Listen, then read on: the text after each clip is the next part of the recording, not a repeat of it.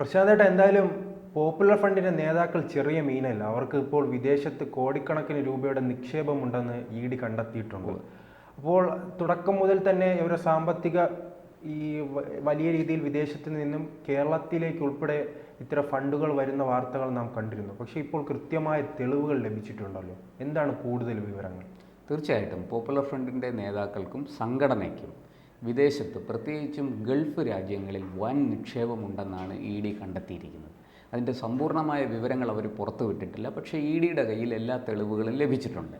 അതായത് വിദേശത്ത്, പ്രത്യേകിച്ചും ഗൾഫ് രാജ്യങ്ങളിൽ റിയൽ എസ്റ്റേറ്റിൽ, അതുപോലെ അവിടുത്തെ ഫ്ലാറ്റുകളിൽ, ചില നിർമ്മാണങ്ങളിൽ, ചില വ്യവസായങ്ങളിൽ ഒക്കെ വലിയ തോതിൽ ഇവർ നിക്ഷേപിച്ചിരിക്കുകയാണ് പണം. നമുക്കറിയാം, കേരളത്തിൽ തന്നെ മൂന്നാറിൽ 2 റിസോർട്ടുകൾ ഇ ഡി അറ്റാച്ച് ചെയ്ത് അത് ജപ്തി ചെയ്ത കാര്യവും കണ്ടുകെട്ടിയ വിവരമൊക്കെ പുറത്തു വന്നതാണല്ലോ വാർത്തകൾ. 2 പ്രധാനപ്പെട്ട PFI നേതാക്കളെ ആ വിഷയത്തിൽ അവർ അറസ്റ്റിലായി, അവരിപ്പോൾ ജയിലിലാണ്.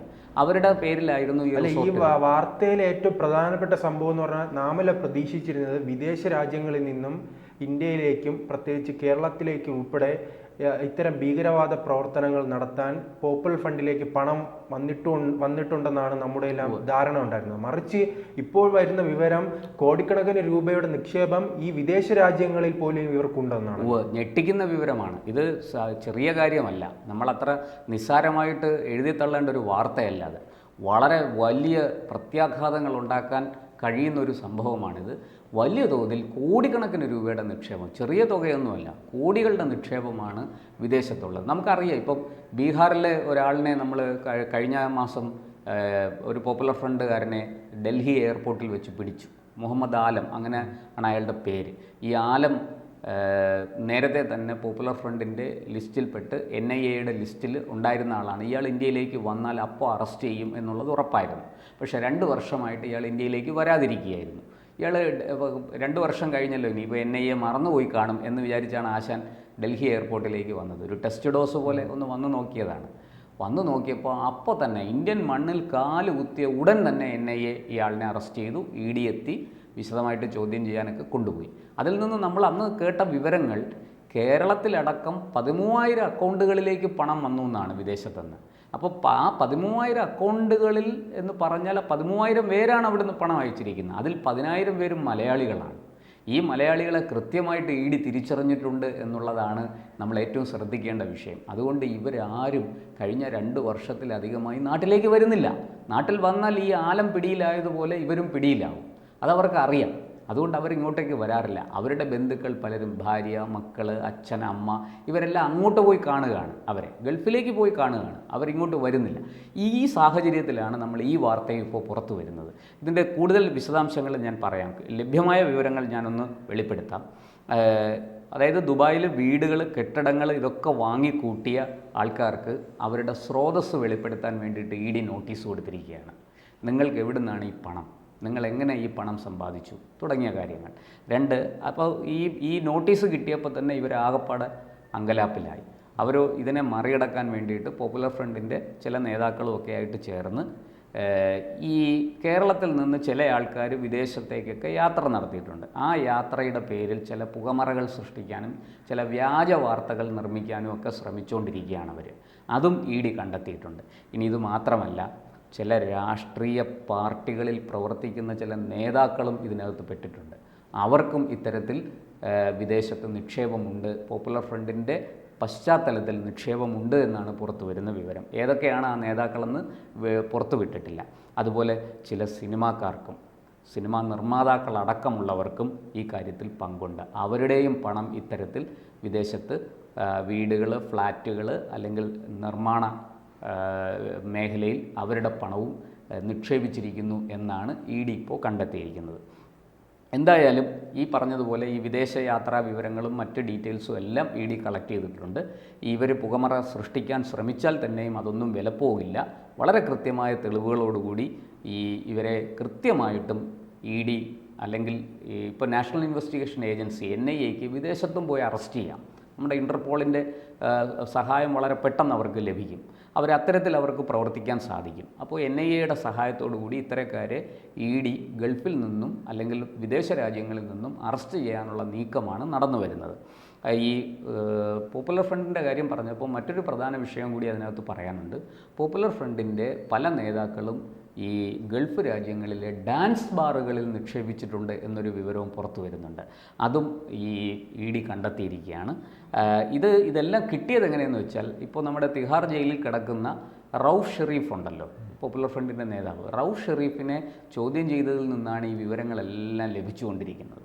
റൌഫ് ഷെരീഫിനെ പോലെയുള്ള പോപ്പുലർ ഫ്രണ്ടിൻ്റെ നേതാക്കൾ വളരെ കൃത്യമായിട്ട് ഇപ്പോൾ അവർ പതുക്കെ വിവരങ്ങൾ പുറത്ത് ഇവർക്ക് അന്വേഷണ ഏജൻസികൾക്ക് കൈമാറുന്നുണ്ട്. അതോടൊപ്പം തന്നെ ഇടക്കാലത്ത് ഒരു വിവരം വന്നിരുന്നു. കാരണം ഇവർ രണ്ടാം വരവിനുള്ള തയ്യാറെടുപ്പാണ്. അതിൻ്റെ ഭാഗമായി തന്നെ വലിയ രീതിയിൽ സാമ്പത്തികം കളക്ട് ചെയ്യുന്നു. കാരണം ഇനിയൊരു പെട്ടെന്നൊരു തിരിച്ചുവരവ് ഉണ്ടാവുകയാണെങ്കിൽ സാമ്പത്തികമായി അവർക്ക് ശക്തിപ്പെടേണ്ട അത് മുന്നിൽ കണ്ട് തന്നെ അങ്ങനെ പ്രവർത്തനങ്ങളുമായി മുന്നോട്ട് പോകുന്നു എന്ന് പറയുമ്പോഴാണ് ഇത്തരം വിവരങ്ങൾ പുറത്തു വരുന്നതല്ലേ? അതെ, അവർ സാമ്പത്തികം തിരിച്ചുവരവ് മാത്രമല്ല, അവരെ സംബന്ധിച്ച് ഇപ്പോൾ ജയിലിൽ കിടക്കുന്ന ആൾക്കാരെ പുറത്തിറക്കണം. ഈ നിരവധി കേസുകളുണ്ട്, സിവിലായും ക്രിമിനലായും കേസുണ്ട്, സംഘടന നിരോധിക്കപ്പെട്ടിരിക്കുന്നു. ഈ തരത്തിലെല്ലാം അവരാകെ ഇറുകിയിരിക്കുകയാണ്. അപ്പോൾ അതുകൊണ്ട് അവർക്ക് പണം ഒരുപാട് ആവശ്യമുണ്ട്. ആ തരത്തിൽ അവർ പണം സമ്പാദിക്കാൻ ശ്രമിക്കുന്നു. പല സ്രോതസ്സുകളിൽ നിന്ന് പണം ശേഖരിക്കാൻ ശ്രമിക്കുന്നു. പക്ഷേ ഇവർ നേരത്തെ ഇവർ സംഘടന വളരെ കാര്യമായി പ്രവർത്തിച്ചുകൊണ്ടിരുന്ന കാലത്താണല്ലോ ഈ നിക്ഷേപമൊക്കെ നടത്തിയത്. അതിൻ്റെ വെളിച്ചത്തിൽ അതിപ്പോൾ അവർക്ക് തിരിച്ചെടുക്കാൻ പറ്റുന്നില്ല ആ നിക്ഷേപം. കാരണം നിർമ്മാണ മേഖലയിലേക്കൊക്കെ നിക്ഷേപം പോയാൽ ആ നിർമ്മാണം പൂർത്തിയായി അത് പിന്നെ വിറ്റ് പോയാൽ മാത്രമേ ആ പണം കിട്ടുകയുള്ളൂ. അപ്പോൾ അതിന് സാധിക്കുന്നില്ല. ഈ കാര്യങ്ങളെല്ലാം ഏകോപിപ്പിക്കാൻ, കോർഡിനേറ്റ് ചെയ്യാൻ ആൾക്കാരില്ല, പലരും അകത്താണ്. ഇതൊക്കെ കൊണ്ട് ഇവർ വളരെയധികം ആ തരത്തിൽ ബുദ്ധിമുട്ടുന്നുണ്ട്. മാത്രമല്ല EDയും NIAയും ഇൻ്റലിജൻസ് ബ്യൂറോയും ഒക്കെ 24 മണിക്കൂറും ജാഗ്രതയോടെ കണ്ണിൽ എണ്ണയൊഴിച്ച് കാത്തിരിക്കുകയാണ്, നിരീക്ഷിച്ചുകൊണ്ടിരിക്കുകയാണ്. 2024 ഒരു അധികാരമാറ്റം ഉണ്ടായിരുന്നെങ്കിൽ തിരിച്ചെത്താമെന്ന് അവർ പ്രതീക്ഷിച്ചിരുന്ന ഘട്ടം കൂടെയാണ് നാം കടന്നു പോയിരിക്കുന്നത്. അല്ല, അതൊക്കെ അത്തരം കണക്കൂട്ടലൊക്കെ അവർക്കുണ്ടായിരുന്നു എന്നുള്ളത് സത്യമാണ്.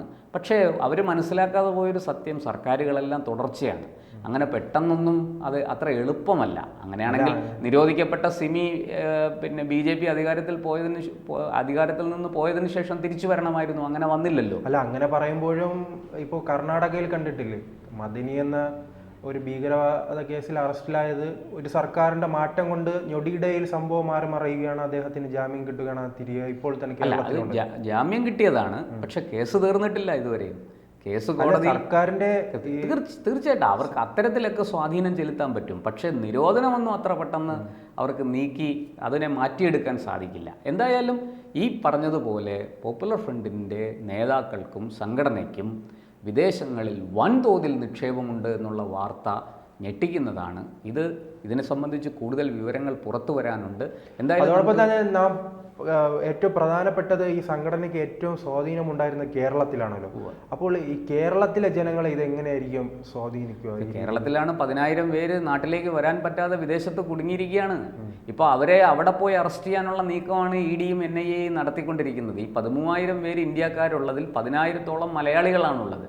ഇവരെ കൃത്യമായിട്ട് തിരിച്ചറിഞ്ഞതുകൊണ്ടാണല്ലോ അവർക്ക് നാട്ടിലേക്ക് വരാൻ പറ്റാതിരിക്കുന്നത്. അപ്പോൾ അവരെ വളരെ കൃത്യമായിട്ട് ഇനിയിപ്പോൾ നമുക്ക് ഈ അന്വേഷണ ഏജൻസി എങ്ങനെയാണ് നീങ്ങുന്നത് എന്ന് നമുക്ക് പറയാൻ പറ്റില്ല. അവർ വളരെ തന്ത്രപരമായി, വളരെ എന്താ പറയേണ്ടത്, പുറത്താർക്കും സംശയം തോന്നാത്ത വിധത്തിൽ ആണ് അവർ എല്ലാ അന്വേഷണ ഏജൻസികളും അങ്ങനെ തന്നെയാണ് മുന്നോട്ട് പോവുക. ഇവിടെയും അത് തന്നെയാണ് സംഭവിക്കുക. ഇവരെ എപ്പോൾ അറസ്റ്റ് ചെയ്യും? ഒരുപക്ഷെ ഇന്ന് അറസ്റ്റ് ചെയ്യാം, നാളെ അറസ്റ്റ് ചെയ്യാം, അല്ലെങ്കിൽ 5 മാസം കഴിഞ്ഞ് അറസ്റ്റ് ചെയ്യാം. എന്താ സംഭവിക്കുന്നതെന്ന് നമുക്ക് പറയാൻ പറ്റില്ല. അവർ വളരെ കൃത്യമായിട്ട് ഈ അന്വേഷണ ഏജൻസികളുടെ NIA ഉൾപ്പെടുന്ന ഏജൻസികളുടെ നിരീക്ഷണത്തിലാണ്, വലയിലാണ്. എപ്പോൾ വേണമെങ്കിലും അവരെ ക്ലിപ്പ് ചെയ്യാം. ഇതാണ് സംഭവിക്കാൻ പോകുന്ന കാര്യം. ഇതാണ്. എന്തായാലും നമ്മളെ സംബന്ധിച്ച് ഈ കിട്ടിയ വാർത്ത വളരെ ഗൗരവത്തിൽ തന്നെ നമ്മൾ കാണണം. ഈ പറഞ്ഞതുപോലെ ഇവർക്ക് ഇനിയും മറ്റെവിടെയെങ്കിലും കേരളത്തിൽ ഉൾപ്പെടെ ഇന്ത്യക്കകത്ത് എവിടെയെങ്കിലും മറ്റു പേരുകളിൽ സ്വത്ത് കിടപ്പുണ്ടോ? നമ്മൾ കരുതുന്ന പോലെയൊന്നും അല്ല. വലിയ തോതിൽ ഈ പറയുന്നത് പോലെ ചില ആൾക്കാരൊക്കെ അറസ്റ്റിലായപ്പോഴാണ് ഇതിൻ്റെ സമ്പൂർണ്ണമായ രൂപം തന്നെ അന്വേഷണ ഏജൻസികൾക്ക് മനസ്സിലാകുന്നത്. ഇവരെത്ര കുഴപ്പം പിടിച്ചവരാണ്, എത്ര ഭീകരമായ പ്രവർത്തനങ്ങളാണ് ഇവർ ചെയ്തുകൊണ്ടിരുന്നതെന്ന് മനസ്സിലായത് പോലും ചില ആൾക്കാരെ അറസ്റ്റ് ചെയ്തപ്പോഴാണ്. ആ അറസ്റ്റാണ് ഇപ്പോൾ ഈ സംഘടനയുടെ നിരോധനത്തിലേക്കും ഇത്രയും വലിയ ഇതിൻ്റെ പുറകിൽ ഇത്ര വലിയ ആസൂത്രണവും ഇത്ര വലിയ തയ്യാറെടുപ്പുകളും ഉണ്ടായിരുന്നു എന്നുള്ള തിരിച്ചറിവിലേക്കും അന്വേഷണ ഏജൻസികളെ എത്തിച്ചത്. അതുകൊണ്ട് തന്നെ അവർ വളരെ ജാഗ്രതയോടെ വളരെ ശക്തമായ നിരീക്ഷണം തന്നെയാണ് നടത്തിക്കൊണ്ടിരിക്കുന്നത്. നമുക്ക് കാത്തിരിക്കാം. എന്തായാലും കഴിഞ്ഞ 2-3 മാസമായിട്ട് നിരവധി വിവരങ്ങൾ നമ്മൾ തന്നെയാണ് ആദ്യം പ്രേക്ഷകരുമായിട്ട് പങ്കുവച്ചത്. പോപ്പുലർ ഫ്രണ്ടിൻ്റെ ഓരോ വാർത്തകളും എനിക്ക് തോന്നുന്നു ആദ്യം പുറത്തുവിട്ടത് ABC മലയാളവും മീഡിയ മലയാളവും ഒക്കെയാണ്. അതിനുശേഷമാണ് നമ്മുടെ മുഖ്യധാര ചാനലുകൾക്ക്, ദൃശ്യമാധ്യമങ്ങൾക്ക് പോലും ആ വാർത്ത കിട്ടിയത്. എന്തായാലും നമുക്ക് കാത്തിരിക്കാം, എന്താണ് സംഭവിക്കുന്നതെന്ന് നോക്കാം.